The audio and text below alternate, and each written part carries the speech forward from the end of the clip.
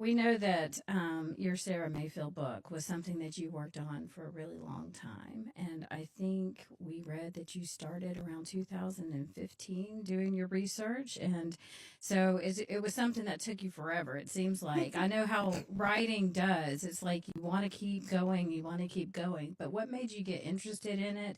And why did you spend so much time on it? I mean, I can imagine it was just a lot of research. Yeah, I mean, first, it's even frighteningly longer than that. I actually started reading Sarah's works in 2006. Oh, In the summer, Don and I, my husband, took a trip to Greece, and I took all of Sarah's books and I read them because I was curious about her. I'd been curious since I heard about her in the late 80s after I moved to town. right. And she had just died in 1979.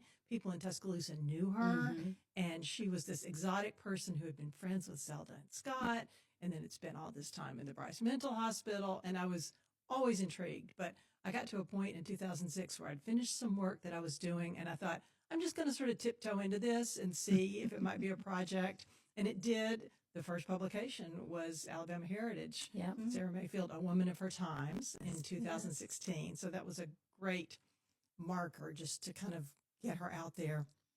But all her papers, and she was a voluminous letter writer and record keeper, and they're all in the Hoole Special Collections Library. So I spent a ton of time going through every last scrap of paper in the Mayfield collection, and then just trying to figure out how to approach her life in a way that was true to her and would be interesting for people to read. Was there anything that you found at Hoole that just in her papers that was just like, oh my gosh? There was a little scrap of paper written by F. Scott Fitzgerald at a party when he was drunk.